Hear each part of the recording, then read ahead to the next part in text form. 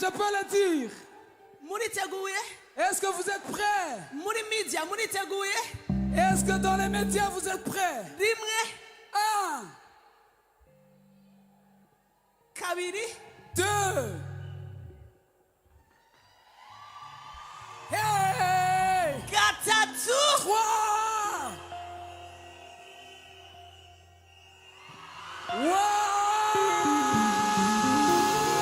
Reka mpanura mu izina rya Yesu. Ahantu habi hanyuma ushobora kuba nukuva mu maboko y'umubumbyi.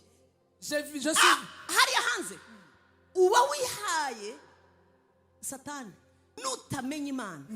Ntega amatwi ntibizakubuza kumenya ibindi bitari byo by'ibinyoma biguhemukira. Wiva ku ruziga n'umubumbyi, wiva mu maboko y'umubumbyi, guma ku masengesho, komeza wiyirize, komeza usenge. Abana b'Imana, oh, je vais recevoir abanyejuru, les enfants abitiriwe de Dieu, izina ry'umwana w'intama, citoyens du abacungujwe amaraso, abacungujwe agaciro, abitirirwa izina risumba ayandi mazina. Reka tuyimane icyubahiro, tuvuge ngo urakwiriye. Amahanga twateranye twaje kuvuga ngo uri Imana, twaje kuvuga ngo urakwiriye, twaje kuvuga ngo uri Nyir'ingoma, twaje kuvuga ngo duhaye itangiriro rishya. Uri Imana ikomeye, ibendera ryawe turarizamuye.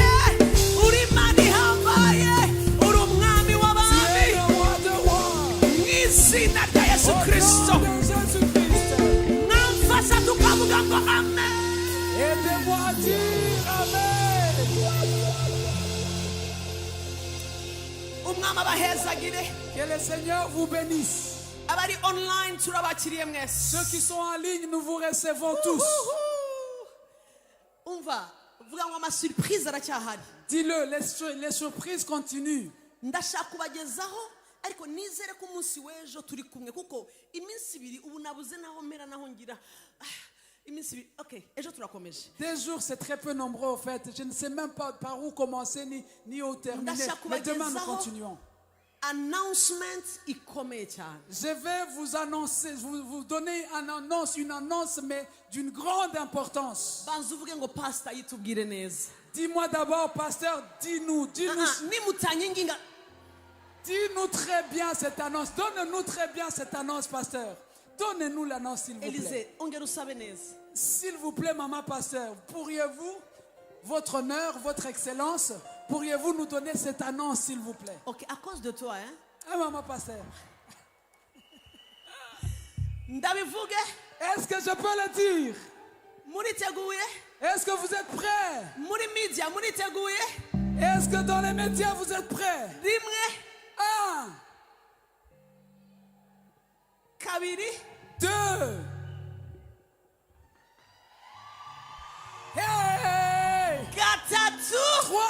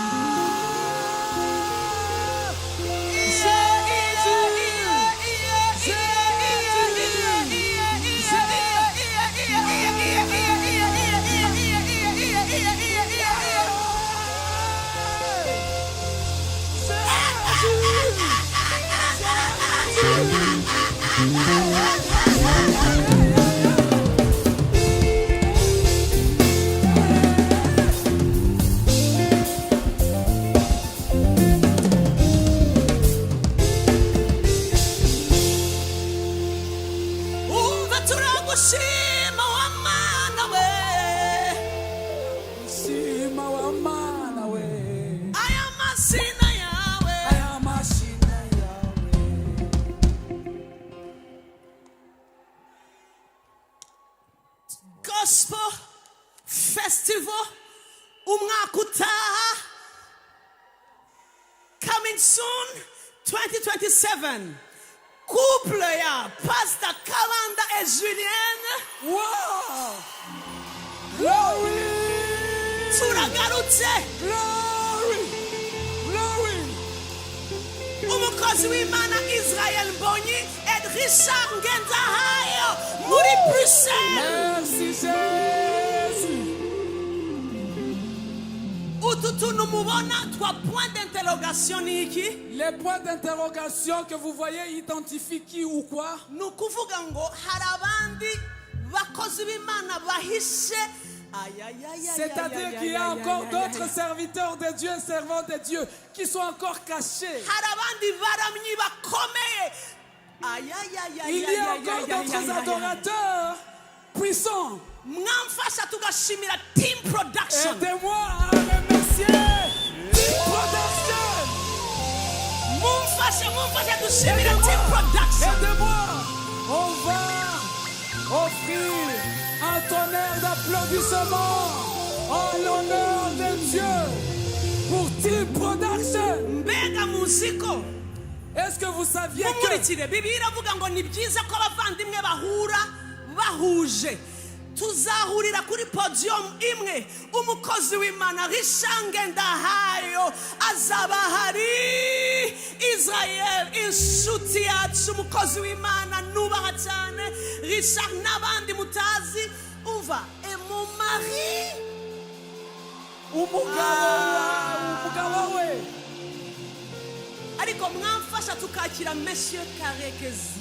Est-ce que, aidez-moi, on va recevoir Monsieur Ayo mashi Karekezi. ari he? Come Mais on. où sont ces acclamations? Dites. Oya, ayo mashi ni Où sont? macheya. Ah non, c'est pas suffisant, c'est pas suffisant. Muvuge ngo Imana imuhe umugisha. Dites que Dieu le bénisse.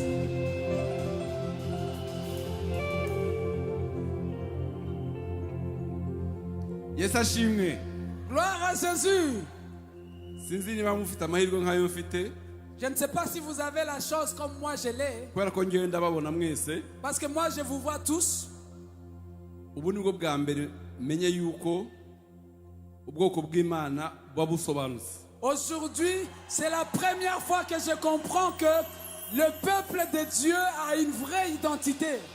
Murasa neza pe. Vous êtes merveilleux. Kubana namwe n'umugisha kuri ngewe. Et être avec vous, c'est une bénédiction pour moi.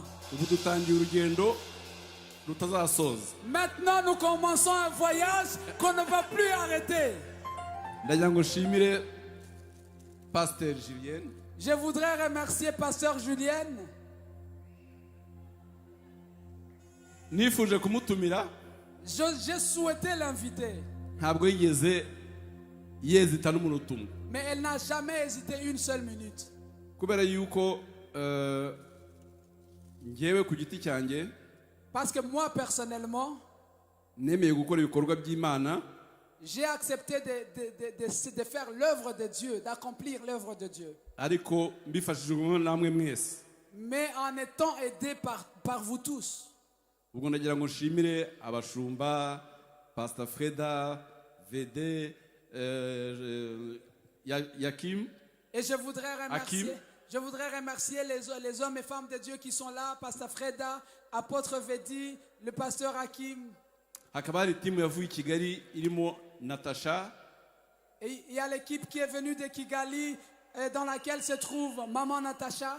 Natasha ni umugisha. Natacha, vous êtes une bénédiction. Uyu mugabo yitwa Eric. Et cet homme s'appelle Eric, qui est juste devant vous.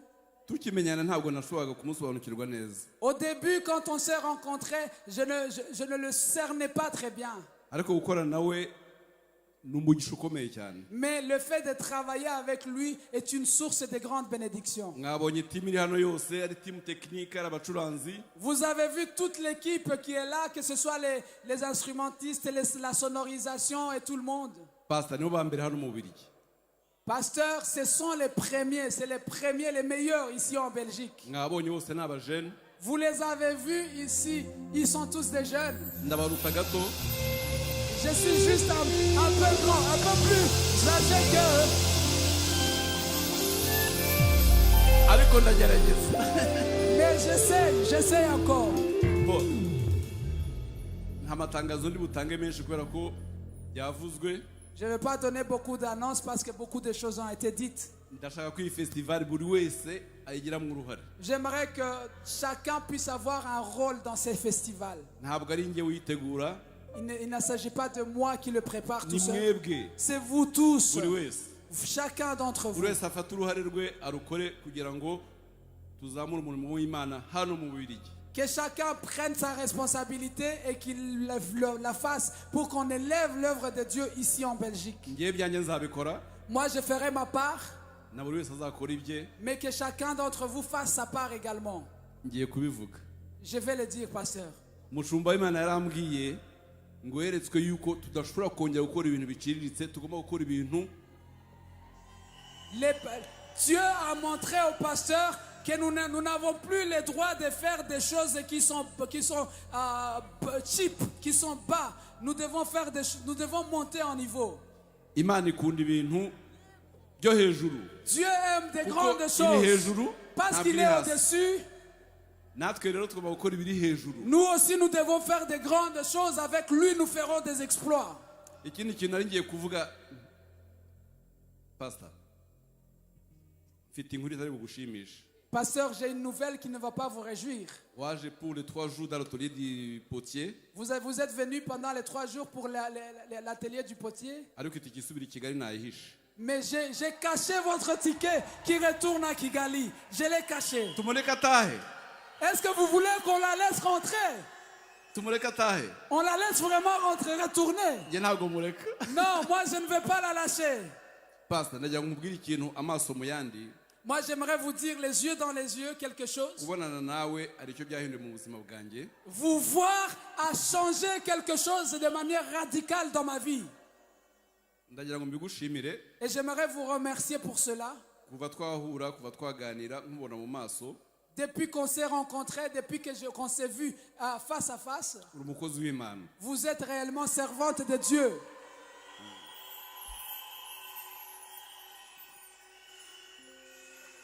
Ubwo rero nanjye gusaba umugisha ku Mana. Et je prie que Dieu vous bénisse également. Ikomeze igufashe kuyikorera umurimo yaguhamagariye.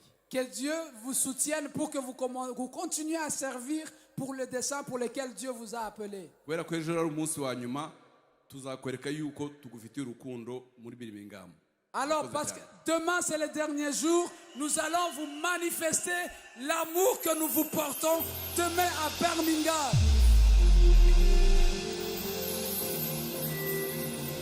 Wow, mugukomera amashyi menshi Imana Est-ce qu'on peut acclamer pour l'homme de Dieu? God bless you, Team Production. Que Dieu vous bénisse, Team Production. Imana ibahe umugisha ko bagiye gukora ibintu binini. Mwicarire Imana ibahe Que umugisha. Dieu vous bénisse, le bénisse parce qu'ils sont sur le point de faire des choses grandioses. Vous Ubwami pouvez vous bw'Imana asseoir. bugiye gukomeza kwaguka au nom de Jésus. Le royaume de Dieu va continuer à s'élargir au nom de Jésus. Umunsi w'ejo turaza gukomeza. Le jour de demain, nous continuons. Ibintu nashoboye kuvuga iminsi bari mikeya mwihangane niyo mpamvu twagize ibintu byinshi. Les jours sont très peu, c'est pour ça qu'on a eu beaucoup de choses. Ariko ejo turaza gukomerezaho ibyo ntashoboye kuvuga hamwe no gusenga turaza gukomeza umunsi w'ejo. Mais demain, nous poursuivons tout ce qu'on n'a pas pu dire. Avec la prière, nous continuons demain. Ndavuga umwanya muto ko ndifuza ko tuhita dufata umwanya wo gusenga. Je vais parler en très peu de temps parce que je souhaite qu'on prenne le temps de prière après. My God. Oh mon Dieu. My God. Oh mon Dieu. Umwami agiye guhabwa icyubahiro Le, muri uyu mujyi. le roi est sur le point d'être honoré dans cette ville. Mu izina rya Yesu kuko amahanga yose agomba kuvuga ko Kristo ari umwami. Parce que toutes les nations doivent témoigner que Christ est le roi. Ikibumbano mu maboko. Les vases dans les mains de qui? Mu maboko y'umubumbyi. Dans les mains du potier. Shobora kudasubira inyuma umunsi w'ejo uburyo natangiye mbisobanura ariko munyemerere nkomerezaho mu mwanya mutoya.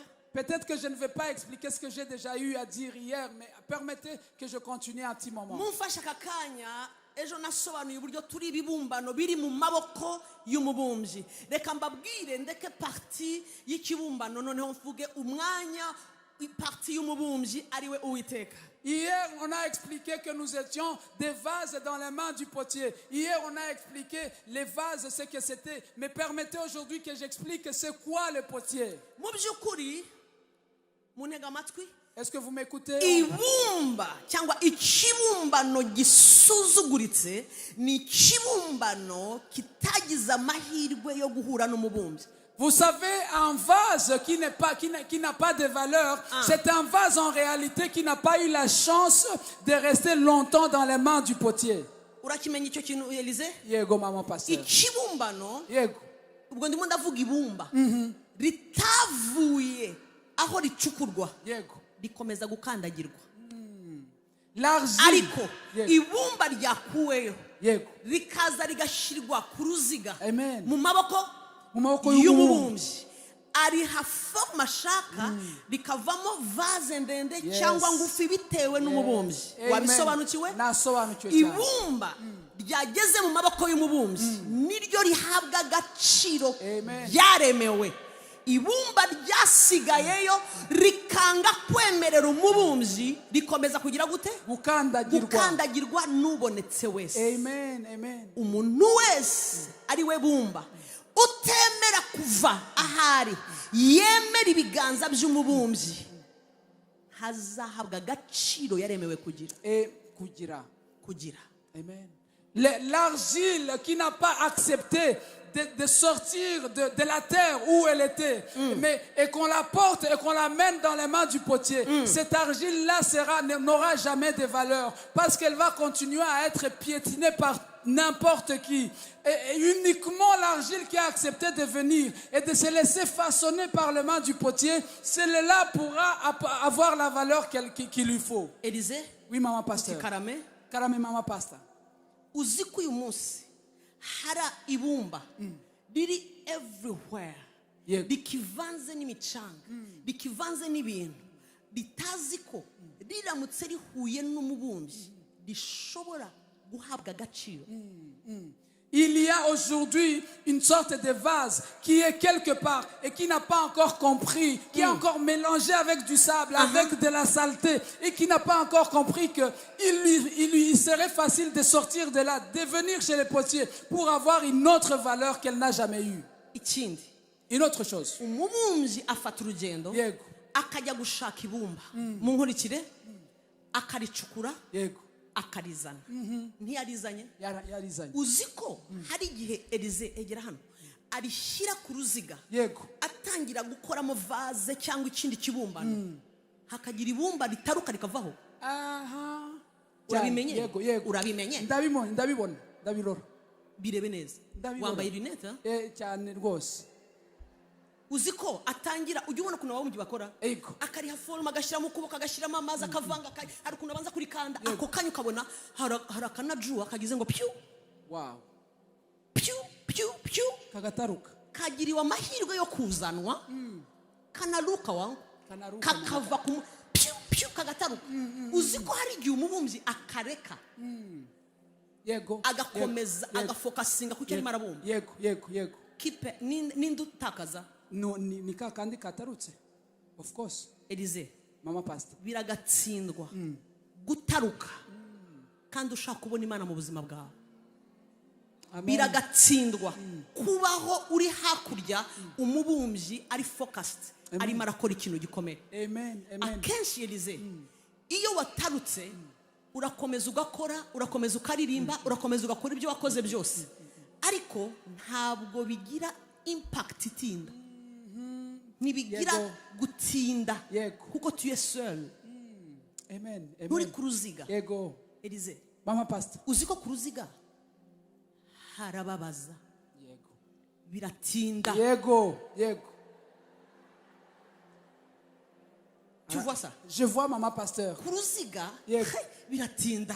Sur Elize, la kuko tour. abanza gukanda iyo arimo arakanda tu sautes hein? Karasimbuka. Karasimbuka. Yego. Iyo film urimo urayibona yo Cyane. kuri part 2 Yego. n'amaseri Yego. iyo gasimbutse kibwira ngo ndacitse ariko ni kazi ko kagiye mu muriro. Aha.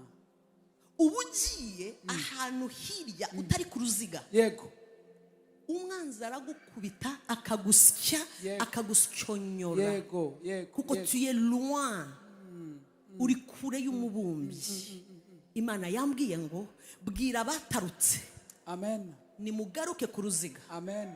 nubwo arimo arakanda Amen. akanda bibabaza agakanda ariko hari icyo arimo arashaka gukuramo. Alléluia. Vous savez, l'argile qui était là-bas, il y a une certaine argile, une partie de l'argile qui va se dire, oui, je vais venir dans les mains du potier. Même celle qui est arrivée dans les mains du potier, elle va être sur la tour, parce qu'on appelle la tour, là où le potier travaille. Oui. Et pendant qu'il travaille, il y a une partie de l'argile qui va sauter de ce travail. Parce que cette partie de l'argile, en réalité, a peur de continuer à travailler, à être fignolé, à subir le travail que le potier est en train de faire. Et généralement, cette argile qui a sauté ne va pas durer longtemps tout seul. Parce que normalement, l'argile est appelée pour vivre, pour être sur l'ensemble de l'œuvre et sur l'ensemble du travail. Et c'est ainsi que sont plusieurs personnes. Et c'est comme ça que Dieu m'a dit, beaucoup de personnes qui ont sauté, mais Dieu est sur le point de les ramener afin qu'ils reviennent sur l'argile et qu'ils reproduisent les œuvres que Dieu les avait appelés à produire. Élisée wabibonye. Nabibonye mama pastor. Élisée. Mama pastor. Turi muri generation Yego. ishaka kubona Imana kandi yaravuye ku ruziga. Birababaje cyane. Uruziga ni kiriya kintu. Nous sommes dans une génération qui veut voir Dieu, qui souhaite voir Dieu, alors qu'elle a déjà quitté le tour. Elle a déjà quitté le lieu du travail du potier. Mumurikire mutarangara. Suivez-moi, ne soyez pas Turi mu distraits. minsi ubwo umuntu ashaka guhamagara Imana kandi yaratarutse akayivaho. Quelqu'un veut appeler Dieu alors qu'il a déjà sauté, il a déjà quitté Dieu, mais il veut pourtant appeler Dieu. Élisée. Mama passe. Nubwo tuvuga ibikorwa byakozwe n'intumwa, Yego. bariya ni abantu bagumye Kuruziga. ku ruziga ntibavuyeho. Yego. Bamaze iminsi irenga ingahe bari mu cyumba cyo hejuru. Amen. Hari travail. Bagendanye na Yesu imyaka 3. Harimo travail. Harimo kuguma ku ruziga.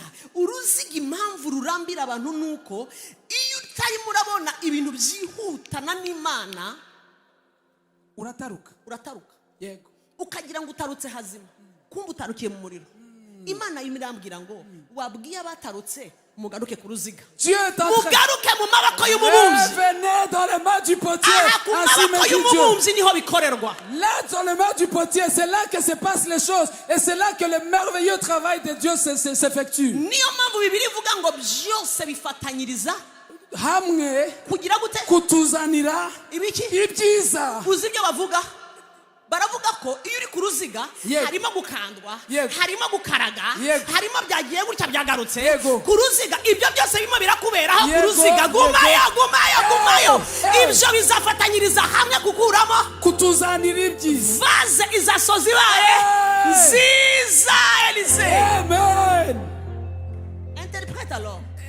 Mais vous savez, pendant ce moment-là, pendant ce travail-là, Eh. c'est en train de sauter. On est en train de travailler. Parfois, tu sens que tu as mal. Mais pourtant, c'est là que la parole de Dieu dit, pour tous ceux qui aiment Dieu, tout concourt à leur bien. Vous savez, ce bien-là, que c'est tout ce travail-là que Dieu réalise. Et qui parfois va te faire mal, qui parfois va t'attrister, qui parfois tu ne vas pas comprendre. Mais en réalité, Dieu est en train de viser un objectif donné.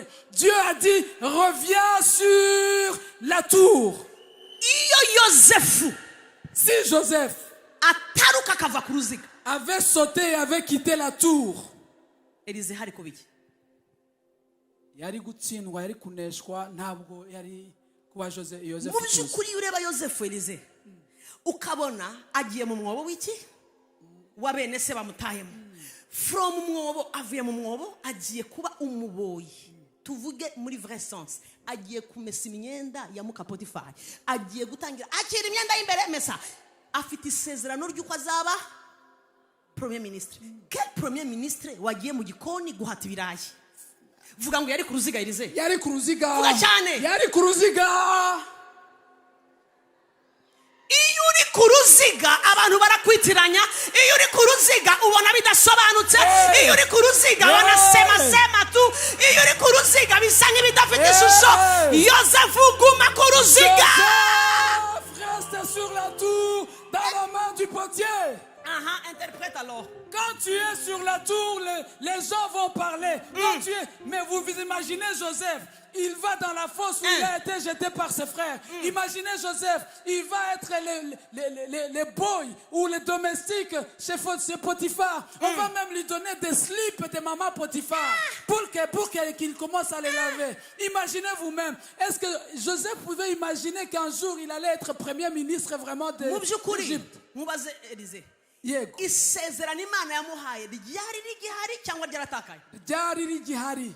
En réalité, la promesse que Dieu lui avait donnée était encore là. Uziko habaye icyo bita breaking news. Igitondo kimwe babyuka hari breaking news. Bavuga ngo wa mugabo wiyitiriye Imana witwa Yosefu twasanze ari umusambanyi. Yaragiye gufata umugore w'umwami ariko twasanze ari umusambanyi. Ntabwo ari umukozi w'Imana. Nimumuveho, nimumureke Yosefu. Abantu bamucira urubanza.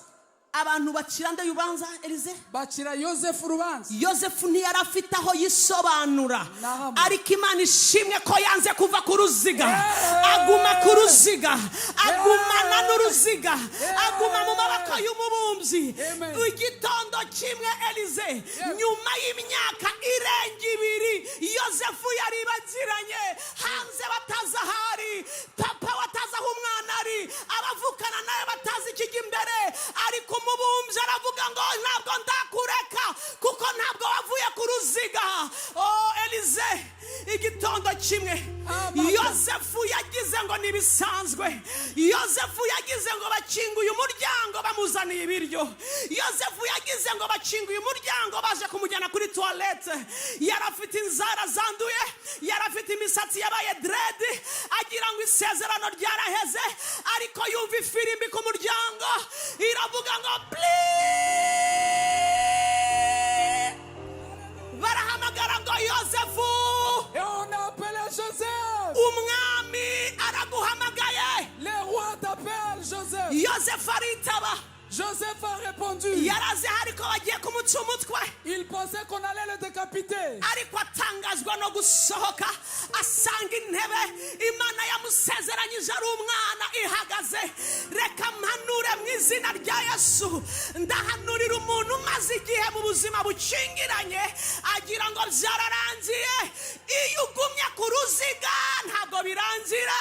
Wiva ku ruziga n'umubumbyi, wiva mu maboko y'umubumbyi. Guma ku masengesho, komeza wiyirize, komeza usenge. Mukozi w'Imana ntiharagera gusohoka, gumayo, komeza utegereze. Igihe kiragera ifirimbi ikavuga. Uwaguhamagaye n'uwo kwizerwa, ntajya yibagirwa isezerano, ntabwo ajya ata isezerano, arizerwa.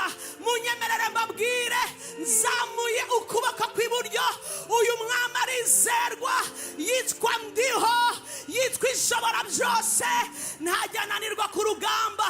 Gutinda siko guhera.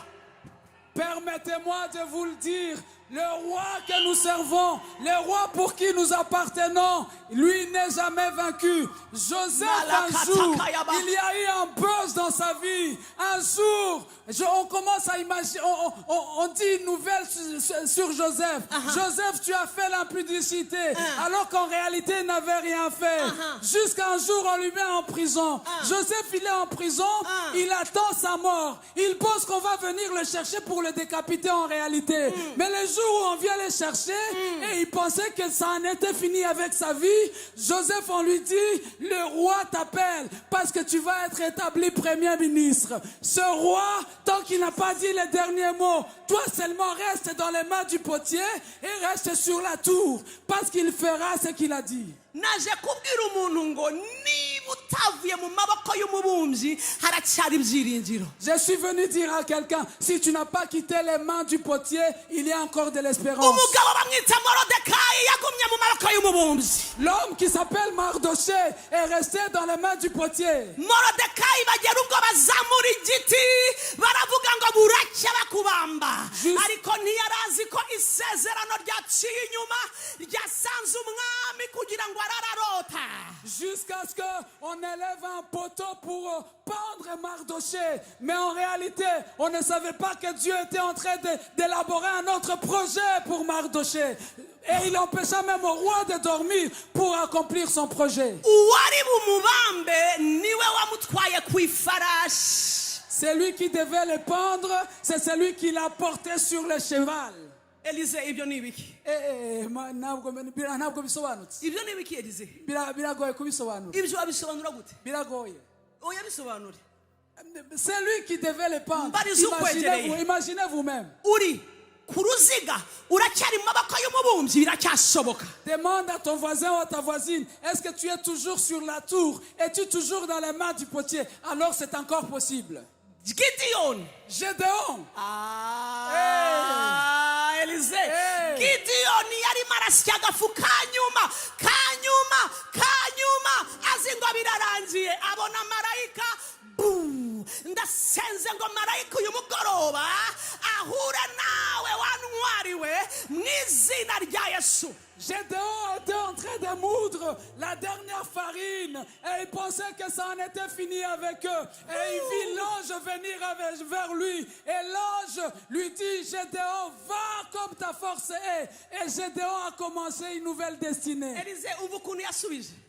Écoute la réponse de Gédéon. Ndimo ndasya agafu kanyuma. Je suis en train de moudre la dernière farine. Agafu kangahe? La 40e farine. Wamfashije ukabwira ukwegereye ngo ka gafu kanyuma Aide-moi. gahindutse agafu gatangirira andi mafu yose. Aide-moi à dire à ton voisin, ta voisine, la dernière farine devient la première de toutes les autres farines. Abraham. Yahawe isezerano riratinda koko rimara imyaka uko ategereje Elize bakamusohora ngo reba hejuru ngo ibiki ngo abana bawe bazangana gute Elize N'umusenyi wo ku nyanja. ngo umusenyi wo ku nyanja ngo urabona ziri nyenyeri ngo bazangana n'inyenyeri. Yasubirayo yareba Sara akabona habe n'amacandwe yaje. Rien du tout. Yanze kuva ku ruziga. Il n'a pas voulu Yanze kuva mu maboko y'umubumbyi. Il n'a pas voulu quitter les mains du potier. Niyo mpamvu naje kukubwira mukozi w'Imana wowe muririmbyi wowe ahantu habi hanyuma ushobora kuba nukuva mu maboko y'umubumbyi. Hariya hanze uba wihaye Satani. La pire des choses qui puissent arriver, toi, chanteur, adorateur, toi qui fus serviteur de Dieu, la pire des choses qui puissent t'arriver, c'est de sortir dehors et de sortir des mains du potier. Parce que là, quand tu vas dehors, tu te lances dans les dents du diable. Je vais parler vite. Même si je dirais seulement 3 choses, demain je continue. Je vais vous dire 3 choses dont le potier a besoin sur toi. La première chose, Dieu a besoin d'être connu. Écris-le quelque part et va prier dans cette parole. Je te prie, ne sois pas distrait, même une petite minute. Ces mains du potier, c'est Dieu. Dieu a besoin d'être connu.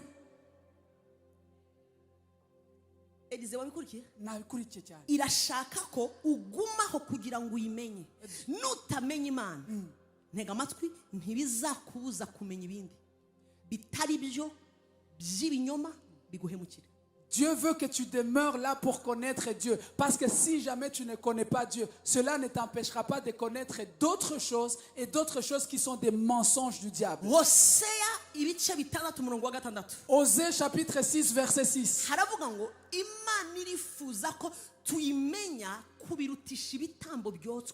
La Bible dit, Dieu souhaite qu'on le connaisse plus que des sacrifices qui sont offerts, des sacrifices vivants. Connaître Dieu, faites-les passer avant les sacrifices qu'on offre sur l'autel. Église de Jésus. Maze gusoma ibihugu bigera muri 12 mwafashe indege mwavuye ahantu murimo murishurira amahoteli murimo mwaje kugira ngo mwumva ya magambo. Uyu mugoroba rero ntega amatwi iyi Mana uyu mubumbyi arifuza kumenywa Hose yaravuze ngo haravuga nanze kwasoma kubera iminota uhandike haravuga ngo Imana yifuza kumenywa kuirutisha ibindi bitambo byose. Osée chapitre 6 verset 6, Dieu dit il souhaite que vous le connaissiez, il souhaite être connu plus que tous les autres sacrifices. Hose gatandatu gatatu haravuga ngo tugira umwete wo kumenya Uwiteka azatunguka nk'umuseke ugize gute utambitse. Kumenya Imana babishyiraho umwete. Ugira umwete uriyemeza ni decision ufata yo kutava ku ruziga. You remain there. Wikangwa n'abarimo bariruka reka biruke guma ku ruziga. Abakora mariage ngo urashaje reka bagende guma ku ruziga. Ibyawe naho bijya guma ku ruziga. Bien-aimé, tes affaires, ce qui t'appartient, n'ira nulle part. Selon Osée, chapitre 6, verset 3. Verset 3. Dieu désire que nous restions en lui. Parce que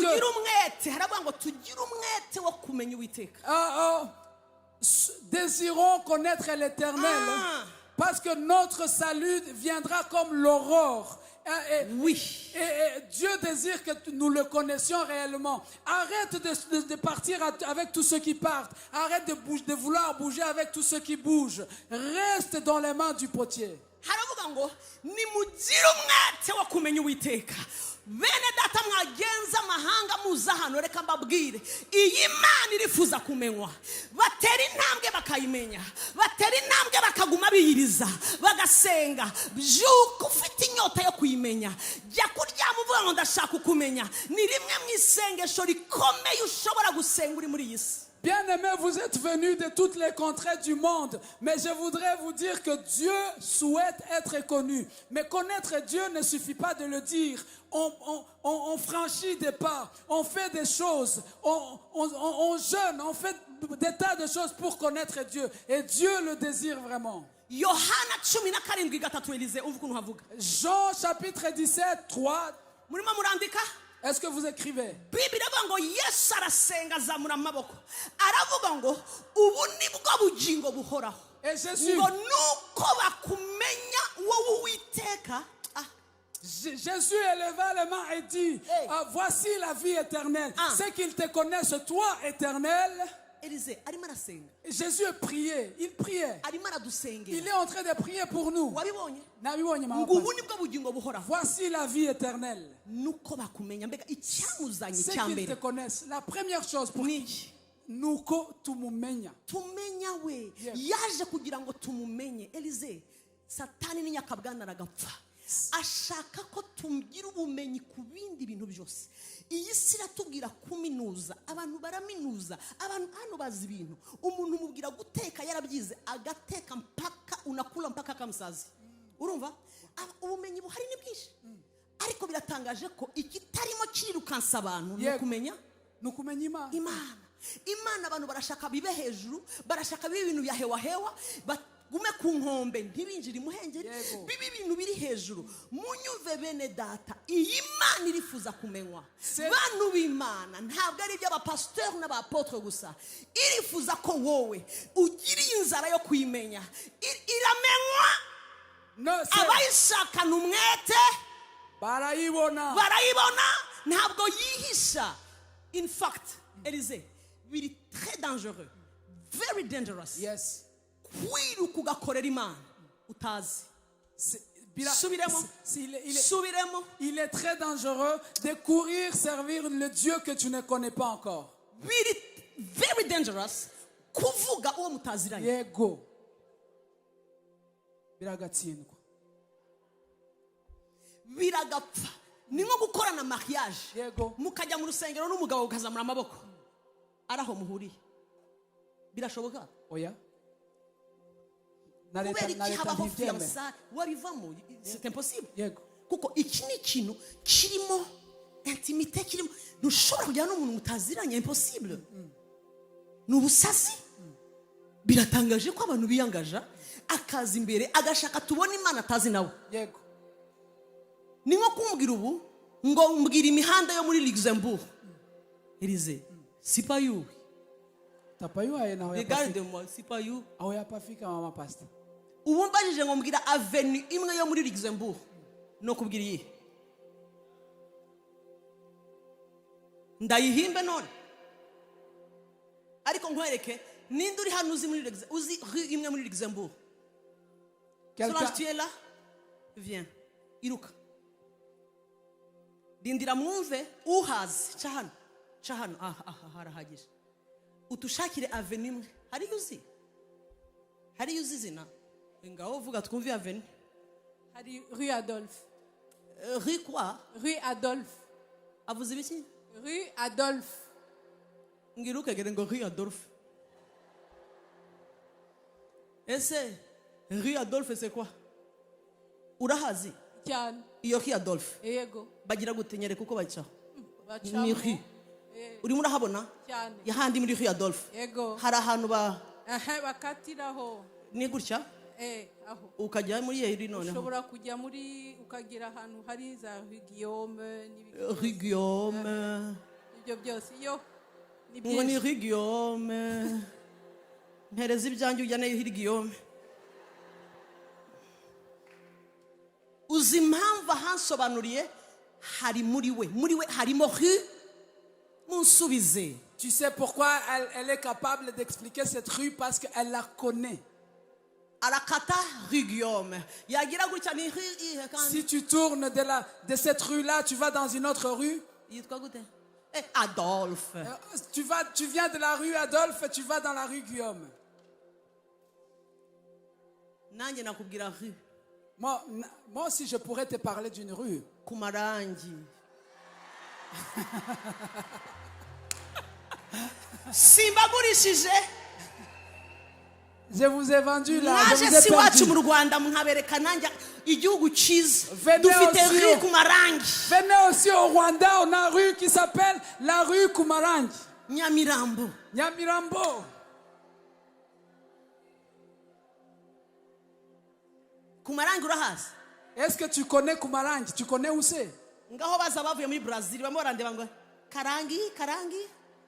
Regarde ceux qui sont venus de Brésil. Ntushobora Ils se kurangira umuntu ahantu utazi. Tu ne peux pas adresser à quelqu'un un endroit que tu ne connais pas. Ntushobora kubwira umuntu ngo Rue Adolphe utazi na ubu Luxembourg ntayonzi. Je ne connais pas le Luxembourg parce que je ne connais pas non plus les rues de Luxembourg, c'est normal. Bwira Kumarangi tunywe igikoma kiri Parle-moi de Kumarangi, alors je te dirai là, tu vas boire de la bouillie qui est... mbwira nkubwire ibirunga by'iwacu, mbwira nkubwire igihugu gifite ingagi nziza, my God, mbwira nkubwire ibyonzi. Demande-moi, chez moi, je te dirai un pays qui a beaucoup de gorilles, un pays qui coule, où coule le lait et le miel. Je te dirai des choses que je connais. Mbwirira ukwegereye uyobora umuntu ahuzi. Vuga mubwire. Ndashaka kubona umuntu abwira uwundi. Dis à ton voisin, tu vas donner le chemin orienté ou adresser à quelqu'un un chemin que tu connais. Imana yonyine niyo ifite abakozi barangira abantu n'abaho batazi. Il n'y a que Dieu qui a des serviteurs qui veulent montrer le chemin alors qu'eux-mêmes ne le connaissent pas. Urabimenyerize? Ndabimenye. Umenye iki? Menye ko hari abakozi b'Imana biyitirira ubukozi bw'Imana batazi inzira ariko bo bakayobora abandi. None aho babayoboye barahazi? Ntabwo bahazi. Iyo uyoboye umuntu aho utazi agira gute? Ni nk'impumyi ishaka gutwara izindi nukuvuga ngo mpumyi. urayoboye ariko ntabwo uzi aho aho uyoboye. bajyanye. Nukuvuga ngo Yesu yabyise ngo ni impumyi zirandata izindi mpumyi. Jésus a dit que ce sont des aveugles qui veulent conduire d'autres aveugles. Iyo rero tuvuga gukorera Imana ntituvuga abapasiteri gusa, turavuga n'umuyobozi wese. Nawe uri umuyobozi wawe. Umuntu wese ukijijwe aba amaze kuba umukozi w'Imana. Ni gute uza kuririmba ubwira abantu ngo tujye muri présence iyihe uyiheruka ryari? Quand on parle des serviteurs de Dieu, on ne veut pas seulement parler de ceux qui sont publics, de ceux qu'on voit ici devant, genre des pasteurs et autres. On parle de toute personne qui a connu le Seigneur. Toi, tu es aussi serviteur de Dieu dans ta maison. Tu es aussi serviteur de Dieu dans ton travail. Partout où tu es, aussi longtemps que tu as connu le Seigneur. Elize ubonye iki? Nukuvuga ngo impamvu satana akomeza kuturindagiza ntitugire umwete wo kuguma ku ruziga mu maboko y'umubumbyi, Yego. ntashaka ko tumenya umubumbyi, Aha. kuko iyo umumenye anayisha ararangiye. La raison pour laquelle Satan ne veut pas Satan souhaite nous faire quitter les mains du potier. Parce qu'il ne veut pas qu'on le connaisse réellement. Parce que quand tu l'as connu, Satan sait que ses affaires sont finies. Satan sait que tu es un ennemi de son roi. Tu deviens un ennemi de son royaume. Vuza ibyanditswe bitatu gusa, Hosea 6:6, Hosea 6:3, Jean 17:3, navuga umurongo nkakomeza mfite ibyanditswe bigera muri 10 bivuga ngo mumenye Uwiteka, mumenye Uwiteka, ngo nibwo umuseke uzabatambika, ngo umuseke uzabatungura. Hari ugutungurwa kubana gusa n'abantu bamenye Uwiteka. Bene data, gira umwete wo kumenya Uwiteka, senga tumumenya dushaka Imana. Ibihe byo kwiyiriza si ugutegereza igihe eglise izabivugira. Shyiraho iminsi mu cyumweru, iyambure kuremererwa aho wahereye urya.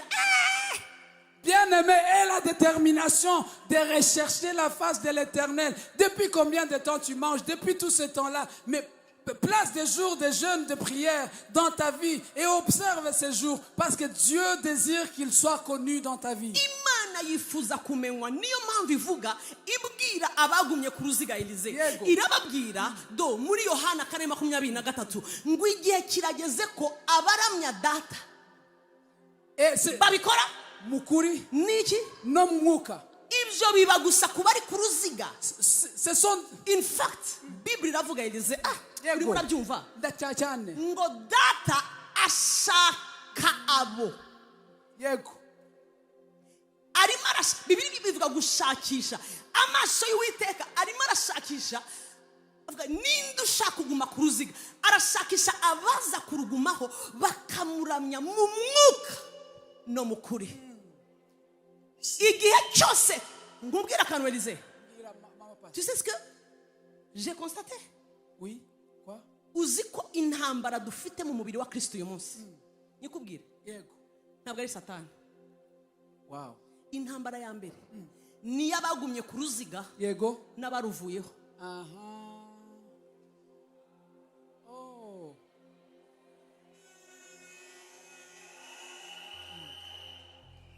Nkomeze, Est-ce que je continue? ndashaka kumva mwebwe. Nkomeze, Je vais vous écouter. Est-ce que je continue? est-ce que je peux avancer? Vuga ngo avance. Avance. Avance, maman pasteur. Intambara ya mbere ihari Yego. niyo abagumye ku ruziga barimo barashaka kumenya Imana, Yego. babyukira ku mavi, bamara iminsi 3 muri se, barimo barumva ijwi ry'Uwiteka. Yego. Arimo arababwira ngo komeza, Aha. komeza. Aha. N'abavuye ku ruziga, Yego. kuko iyo ntambara iri hagati y'abari ku ruziga n'abavuye ku ruziga. Tu sais pourquoi? Do you know why? I don't know. Abavuye ku ruziga bafite andi majwi barimo barumva. Yego. Iyo wavuye ku ruziga ufite ibindi bintu bya kokibye. Iyo wavuye ku ruziga hari ibindi bintu urimo urumva hanze aho. Yego. Iyo uri ku ruziga urimo urumva uyu mubumbyi. Intambara iri hagati y'abari ku ruziga n'abaruvuyeho. Ndasenga ngo mu gihe cya nyuma Imana iduhe ububyutse. Amen. Isuke ububyutse, nibwo bwonyine bushobora gukemura iki kibazo. Amen. Kuko ububyutse bukura abantu bagiye hanze y'uruziga rukabazana, rukagenda bugakura ibumba ryanze kuva mu butaka, bakaza bagasanga bari ku ruziga bose bakavuga ururimi rumwe. We need revival. Dukeneye Nous avons reveil, besoin du dukeneye réveil. reveil. Niyo yonyine izakemura iki kibazo. Yes. Elize, ububyutse nibwo buzakemura ikibazo dufite mu mubiri wa Kristo. Cyane. Ububyutse nibwo buzatuma itorero riba rimwe. Cyane. Ububyutse nibwo buzatuma tugaruka ku ruziga. Cyane. Imana n'urukundo. Igihe cyonyine urukundo rushoboka ni igihe twasukiwe amazi y'ububyutse tukongera tukumva Imana. Amen. Elize, Imana n'urukundo. Amen. Inzangano ziri mu mubiri wa Kristo ntabwo ziteze kurangira Imana idasutse ububyutse. Amen. Kugira ngo abavuye ku ruziga ibumba rikiri hanze rize twese tube Tubumwe. fata neza Elize, Tubumwe. tubumwe. Yego. Iyo tubaye umwe Yego. nta apotre, Amen. nta pasteur Amen. nta muririmbyi Amen. ururimi ruba ari rumwe Amen. ururimi rwo ku ruziga Yego. ruba ari rumwe Amen. mana ndasenze ngo usuke ububyutse Père, je prie que tu déverses le réveil. Déverse le réveil. Interprète vite. Par où je vais commencer? C'est difficile.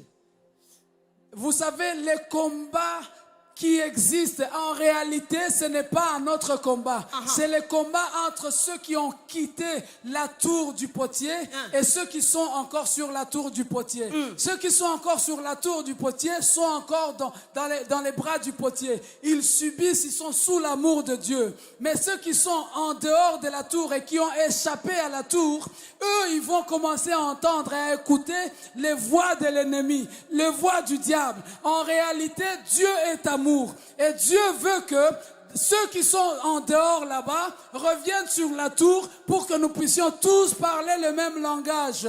Parce que ce que Dieu désire, selon la parole de Dieu, c'est que Dieu désire les adorateurs qui adorent le Père en esprit et en vérité. Yes. Et c'est ainsi que Dieu opérera le réveil. Ce dont nous avons besoin ici, c'est du réveil que nous avons besoin. Que Dieu fasse le réveil pour qu'il ramène tous ceux-là qui sont là-bas et même l'agile qui est encore dans le sable, mélangé avec des tas d'autres choses, qui reviennent et que nous soyons tous un. Elize Nyegera. Yego. Yesu yaravuze ngo nimusenga Jésus a dit, si vous priez, muvuge ngo ubushake bwawe dites que ta volonté, aha wube, muzamura ijwi wube, ubushake que ta volonté, ubushake bwande la volonté de qui? Ubushake bw'Imana. bubera he rero Elize Hano ku isi, kuba ari hehe ku bari Kuruziga. ku ruziga. La volonté de Dieu s'établit, elle s'est faite ici sur terre, sur ceux qui sont sur la tour. ubushake bw'Imana ko tumenya ko hari ibyo ishaka yaravuze ngo que ta volonté Soit faite ubushake bwawe bukoreke hehe ku mu isi isi nk'uko biri n'ijuru. arimo aratwereka iki Elize Qu'est-ce qu'il hari montre? ibintu Imana ishaka ko biba Il y a des choses que Dieu désire qu'elles se fassent ici sur terre. Hano ku isi ariko ntibishobora kuba twaravuye mu maboko y'umubumbyi.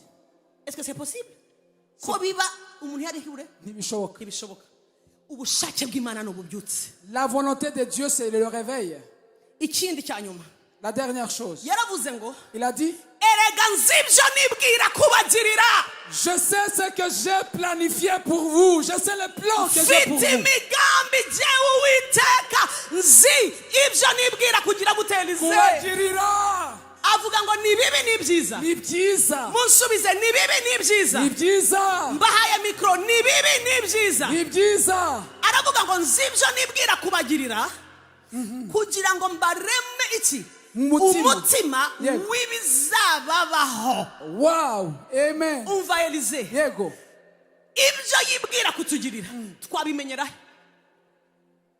munsubize igihe wacitse uruziga ntushobora kumenya ibyo akwifuzaho gute se Quand tu as quitté la tour du potier, tu ne sauras jamais ce que Dieu planifie pour toi. ntibikunda Ce ne sera pas possible. ntibivamo Non, c'est pas possible, tout simplement. hari ibintu bimenywa imigambi n'ibyo yibwira ubimenya uri muri prière ubimenya uri murashaka Imana ubimenya wagarutse ku ruziga ukumva ijwi rikubwira ngo mwana wanjye turi kumwe mwana wanjye komeza usenge mwana wanjye uriya mugabo ndamufite mwana wanjye igihe kirageze ngo utabarwe igihe kirageze ngo ibyo wari umazemo iminsi bikurweho tubimenyera ku ruziga nkubitira ukwegereye garuka ku ruziga garuka Tape sur celui qui est à côté de toi. Reviens sur la tour. Reviens sur la tour.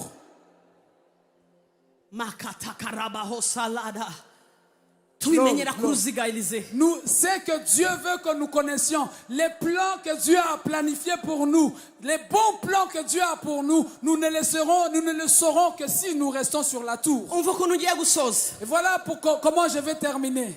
igihe kirageze ngo dukureho inzitwazo Il est temps que les excuses s'arrêtent. urabona impamvu ntiyiriza ni ukubera iyi mpamvu. Urabona impamvu nabuze umwanya wo gusenga. J'ai beaucoup de choses à faire, tu sais pas ça, pasta. Ninde udafite ibyo gukora? Urabizi, mfite impanga, niyo mpamvu. Urabizi. Nkubitira ukwegereye. Urabizi, n'Imana irabizi. Il est temps que les excuses s'arrêtent. Tu vois, maman pasteur, la raison pour laquelle en réalité je ne jeûne plus, c'est parce que j'ai eu un autre travail et le travail me prend tout mon temps. Maman pasteur, la raison pour laquelle je ne jeûne plus, c'est parce que j'ai eu des bébés. Dieu m'a béni avec des bébés. Comment je vais jeûner si j'ai des bébés à la maison alors qu'ils doivent téter? Maman pasteur, la raison pour laquelle je ne jeûne pas, en réalité, c'est parce que j'ai beaucoup de choses qui me dépassent et beaucoup de problèmes. Je ne peux pas gêner comme ça. Toi-même tu peux comprendre et toi aussi tu es un humain. Tu vois? C'est vrai. Umukozi w'Imana umwe yavuze ijambo imyaka myinshi ishize riramfasha Elise. Un homme de Dieu a dit une parole et beaucoup d'années après cette parole m'a édifié. Ndibabwire. Est-ce que vous voulez que je vous la partage? Ndibabwire zamura ukuboko kwawe please. Élève ta main s'il te plaît. Umva ijambo yavuze.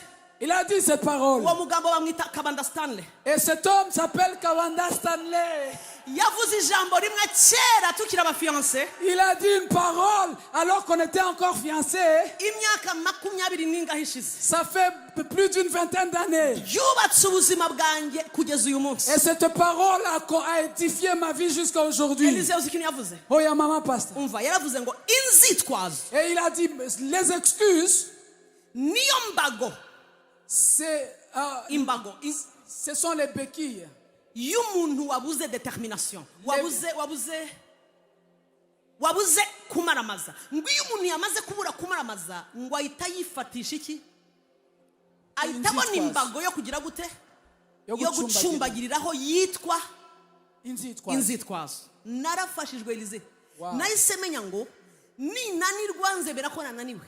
Ariko sinzemera inzitwazo zimbuza zidefanda faiblesse yanjye, zidefanda ububi, zidefanda amafuti, zidefanda impamvu ntasenga. Sinzabyemera. Sinzemera gufata akabando nzagasiga nambura ubusa imbere y'iyandanye nyibwire ngo byananiye. Nzemera mba umunyakuri ariko sinzemera inzitwazo.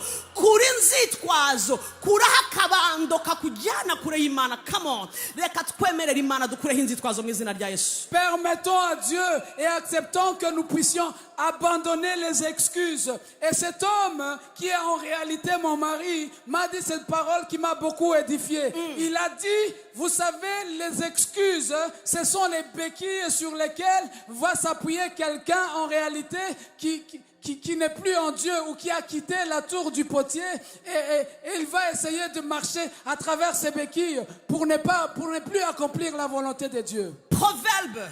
Imigani 3:5. Proverbe 3:5. Haravuga ngo confie-toi en l'Éternel. Iringira Uwiteka. Yes. Iringira Uwiteka n'umutima wawe wose. Umva ngo niwishingikirize. Et ne t'appuie pas. Kuki? Ku buhanga bwawe. Mbega kuraho ikintu cyose wakwishingikirizaho, ikintu cyose wakwifataho kitari Imana. Irimo iravuga ngo kuraho inzitwazo n'ikintu wakwishingikirizaho. Confie-toi. Trust in me. Nyizere, nyiringire. Ibyo bikunda iyo wagumye ku ruziga vuga ngo amen. Amen. Proverbe 3:5, il est dit confie-toi en l'Éternel et ne t'appuie pas sur ta propre sagesse. Cela veut dire abandonne tout ce sur quoi tu t'appuyais et appuie-toi uniquement sur l'Éternel. Et en anglais on dit on your own understanding. Sur ta propre compréhension. Yego kuraho unajua your own ubumenyi bwawe niyagira ikintu wisi Imana irashaka kuba ariyo wikonfiamo wizeramo. Niyo mpamvu hari uyu mugoroba urayibona mu izina rya Yesu. Dieu veut qu'il soit le seul en qui tu te confies et c'est pour ça que tu as décidé de te confier en l'Éternel ce soir et tu le verras coûte que coûte ce soir. Yeremia 17:7. Elise umva ukuntu havuga. Yego. Havumwa umuntu wiringira undi muntu unsubize rimwe gusa umwana w'umuntu havumwe umuntu wiringira iki umwana w'umuntu maudit soit quiconque se confie en l'homme. kubera iki Imana ibabazwa nuko twakwiringira Pourquoi est-ce que Dieu serait attristé du fait qu'on se confie en l'homme? ntashaka ko tuva ku ruziga Il ne veut- ntashaka ko twiringira undi muntu Il ne veut ntashaka pas- ko wirata andi maboko Il ne veut pas que tu t'appuies sur quelqu'un d'autre. Il ne veut pas que tu valorises d'autres mains. Il veut que tu t'appuies sur lui. Eliza urabibona Ndabyumva uri murabyumva cyane biranshengera nibyo yego. umva ikintu kimbabaza aravuga Jeremiya 17:7 Yeremiya 14 ngo ntiwiringire undi muntu Ne te confie ngo pas. uwiringira uwo muntu ngo azamera nk'agati katewe ku gasi ko mu butayu vuga ngo vuga ngo Eliza tu vois C'est grave. Imana irababara iyo uvuye ku ruziga ku buryo ivuga ngo nutaruka ukaruvaho kazi yako uzamera nk'agati ngo kari hehe Kari kugasi. ku gasi urahazi Mu butayu. n'ahantu hatari ibiti Hatera. hatameze neza hatera ku gasi mu butayu ni nko kuvuga ngo ni wowe wanyikuyeho alors les conséquences ibiri bukubeho uraza kumera nk'uri mu butayu mbabwire nta cyiza kiri kukuva ku ruziga Imana yampaye iri jambo ndibabwire ndaribabwiye Dieu m'a donné cette parole pour que je vous la partage et je viens de le faire. irashaka ko ikibumbano kigaruka mu maboko y'umubumbi Dieu désire que le vase revient dans les mains du potier. ntabwo ushobora kuva ku ruziga Tu ne dois pas quitter la tour du potier. niyo mpamvu Imana yarayikoze ibintu bikomeye nakozweho nakiriye amamesaje my God nashubije amarira yambanye menshi nabuze ibitotsi I'm not sleeping naraye ndira nabibwiraga abanatasha nariza amarira ntashobora gusobanura nimushobora kumva ibintu mbitsemo hano Imana yakoze just iminsi mikeya duha Imana icyubahiro ko ikugaruye igaruye ubuzima bwawe Est-ce qu'on igaruye peut igihugu donner cyacu toute la gloire à igaruye Dieu? Parce umujyi que wanyu Dieu vous ramène votre ville. Dieu nous ramène notre vie. amaboko ari hehe please Est-ce que vous avez vos mains en l'air? muzi kiba Est-ce que vous savez ce qui se passe? Elize Oui, maman pasteur. ibintu byose tubona muri monde physique bihera Bihera mu isi y'umwuka. bihera mu isi y'umwuka Yego. icyo Imana ikoze muri iyi minsi itatu itangiriye intambara mu isi y'umwuka yakubitiye mu mwuka ibintu utarabonesha amaso mu isi y'ibifatika bigiye gufatika haraza gukurikiraho kubibonesha amaso Amen. kuko muri monde spirituel Yes. byabaye Amen. la kotaba Parce que les choses qui se passent physiquement dans le Imana monde physique ibaha commencent toujours dans le monde spirituel. Et ce que Dieu est sur le point de faire, en réalité a déjà commencé. Parce que ça s'est d'abord passé dans le monde spirituel. Ensuite, vous allez commencer à les palper avec vos mains dans le monde physique. uzi ikibaye Vous savez ce qui s'est mu passé? isi y'umwuka ndabona abamarayika bahagaze Dans le monde spirituel, je vois les anges se tenir debout. marayika Rafael niyo mpamvu tuvuga Raphaël. Jehova C'est pourquoi on Rafa dit ni marayika Jehova ushinzwe Rapha. iki C'est l'ange. ushinzwe kuzana gukiza mu mibiri C'est y'abera l'ange qui arahagaze amène la guérison. ari mu Il est debout. kazi Et marayika il fait son Gabriel œuvre. L'ange Gabriel, arahagaze il se tient debout. niwe uvuga ibiri mu kubaho Et kw'Imana c'est lui qui parle de ce qui se Malaika passe dans la présence urugamba. de Dieu. L'ange de la guerre, il arahagaze se tient debout. mu isi y'umwuka Dans l'ange, arimo ararwana intambara udashobora kwirwanirira dans le monde de l'esprit, il est en train de combattre un combat que tu ne pouvais pas combattre toi-même. umva ikiba Voici ce qui vient se passer. hagiye gukurikiraho ibyakoretse mu mwuka byambara umubiri ibyakoretse mu mwuka byambara umubiri ibyakoretse mu mwuka byambara umubiri ibyakoretse mu mwuka byambara umubiri ibyakoretse mu mwuka byambara umubiri ibyakoretse mu mwuka bigiye kwambara umubiri ibyari mu mwuka bigiye kwambara umubiri umunsi ku wundi byambara umubiri umunsi ku wundi byambara umubiri ibintu bigiye gukoreka umunsi ku munsi ku munsi ku munsi Il va s'en suivre que Imana iguha umugisha hagarara ku maguru Dieu yawe te bénisse. Tu peux te tenir debout sur tes jambes. ese abacuranzi bari Est-ce que les instrumentistes sont toujours là? umva ariko muriteguye umugoroba please. Est-ce que vous vous préparez ce soir, s'il vous plaît? haguruka nk'umuntu ugiye kwakira ibyavuye mu mwuka biza mu mubiri. Lève-toi comme quelqu'un qui s'apprête à recevoir des choses qui portent la chair et qui étaient en esprit. My God, Oh, zamura mon amaboko yawe mu izina rya Yesu. Élève tes mains au nom de Jésus. Marayika ndamubona, abamarayika bari mu mpande zimwe. Je vois les anges, ils sont éparpillés dans tous les coins. Abacuranzi bari très lents. Les instrumentistes, soyez un peu prompts. Zamura volume, zamura volume, zamura volume. Zamura amaboko yawe. Kandi ijwi ryawe rindutira amajwi yose n'amanumfa nisanze mu rukundo rwawe wambereye uruhukiro ubuntu bwawe bumpagije ndi kumwe nawe ndarutse. Amaboko yawe ari he? Tes mains sont en l'air. Nisanze mu